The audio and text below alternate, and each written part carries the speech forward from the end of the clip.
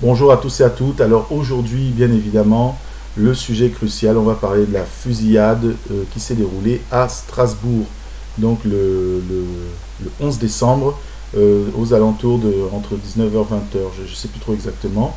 Bon, on sait à l'état actuel des choses qu'il y a eu 3 morts et puis 11 blessés, donc d'après les médias. Et puis on sait que, alors comme de par hasard, l'assaillant a été identifié tout de suite, hein, c'est-à-dire il a 29 ans, il est fiché S, il est proche de la mouvance islamique.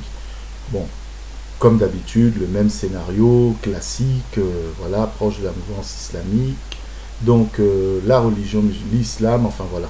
Donc il faut bien trouver un bouc émissaire. Alors il a été reconnu, cet individu. Ensuite, alors, ça c'est gros aussi, comme je trouve ça gros. Il a pris un taxi, le gars.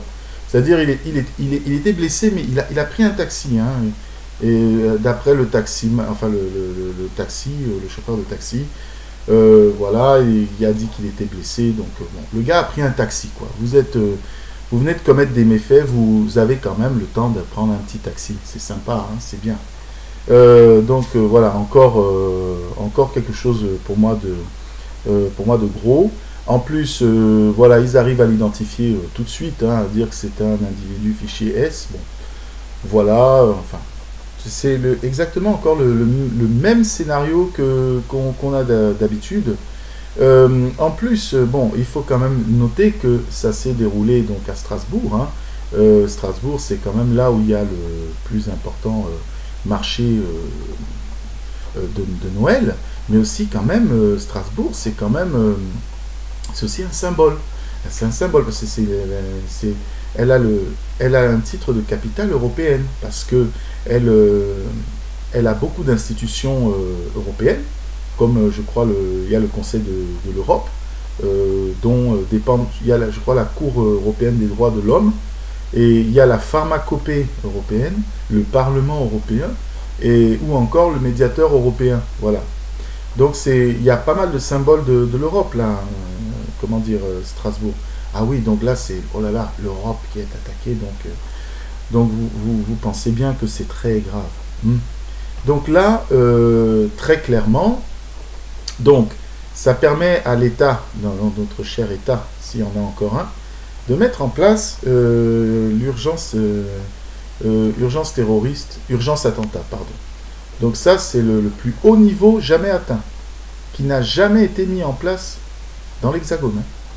C'est le plus haut niveau. Là. Donc là, ça veut dire que tous les moyens seront bons pour employer la force. Ça donnera un prétexte pour employer la force.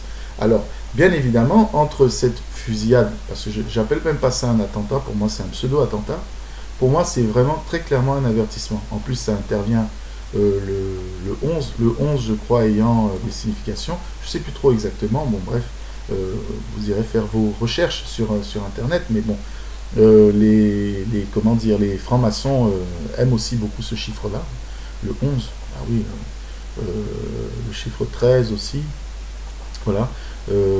Donc, pour moi, très clairement, il y a un avertissement, il y a une corrélation entre le mouvement des Gilets jaunes et puis cette fusillade-là. Alors, bon, moi je dis simplement, je voudrais ici quand même, comment dire, rendre un hommage à ces 3 victimes, parce que bon, ben, comme à son habitude, il y aura toujours des victimes collatérales, d'accord, au vu de ces événements-là.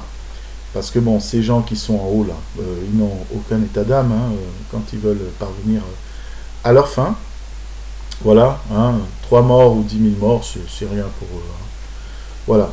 Donc, c'est très clairement, pour moi, il y a bien sûr un rapport. C'est très clairement un avertissement. Quand on voit d'abord le discours de M. Macron, déjà, il n'est pas du tout naturel, il est froid comme un glaçon. On dirait un robot, on dirait une machine. Il n'y a pas d'âme, il n'y a rien dans son discours. D'ailleurs, il n'a rien dit dans son discours.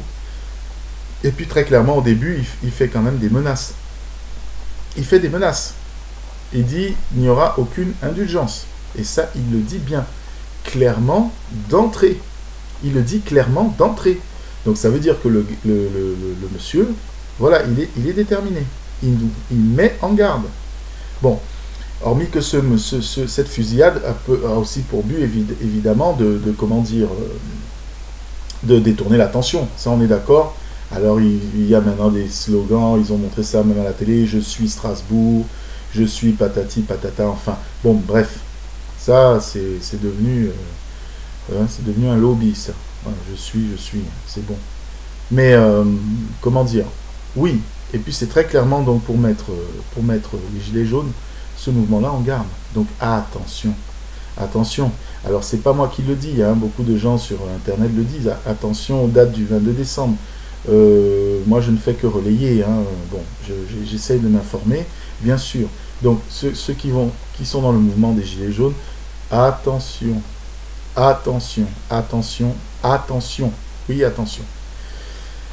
Parce que là, très clairement, lui, ça lui permet de mettre en place, comme on a dit, l'urgence attentat. Ça peut coïncider un peu, on ne sait pas, pourquoi pas. Après, qui sait, avec la loi martiale, donc de durcir. De durcir, parce que là, je pense que c'est ce qu'il va faire. C'est de durcir. Voilà. Oui, donc très clairement, c'est très clairement... pour moi, un avertissement.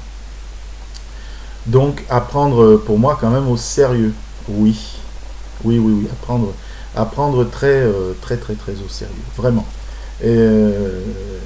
Parce qu'ils sont vraiment capables de tous ces gens-là. Donc, il faut être très prudent. C'est à nous aussi d'ouvrir les yeux, de pas forcément tomber aussi dans le panneau. Hein, voilà. Hormis tout ce que je vous ai cité, là, bon, c'est que Strasbourg, c'est un symbole, ça c'est sûr.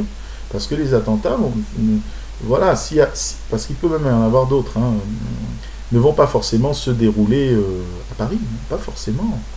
Pas forcément, parce que sinon, ça serait trop facile.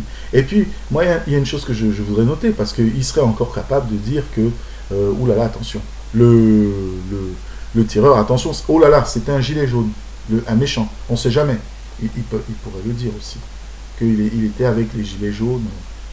Hein. Il y a de cela quelque temps, hein, c'était comment dire, une personne anarchique. Enfin, on ne sait jamais. Hein. Ils peuvent le dire, ça, que c'était un gilet jaune, un méchant gilet jaune. Voilà. Hein, qui empêche les gens de consommer. On ne sait jamais. Attention. Donc voilà, ça c'est un peu ma petite parenthèse. Hein. Voilà, parce qu'ils sont capables de dire tout et n'importe quoi dans ces médias. Donc voilà, ben, c'était un peu ce que j'avais envie de partager avec vous ce matin. Je vous dis à très très bientôt pour une prochaine vidéo. Et surtout, franchement, faut rester vraiment vigilant, hein, à l'approche des fêtes quand même. Parce que, bon, mine de rien, faut rester hyper vigilant. Voilà. Voilà, c'était un peu mon petit message. Je vous dis à tous et à toutes, passez une excellente journée. Et puis, faut rester optimiste. C'est très important. Allez, au revoir.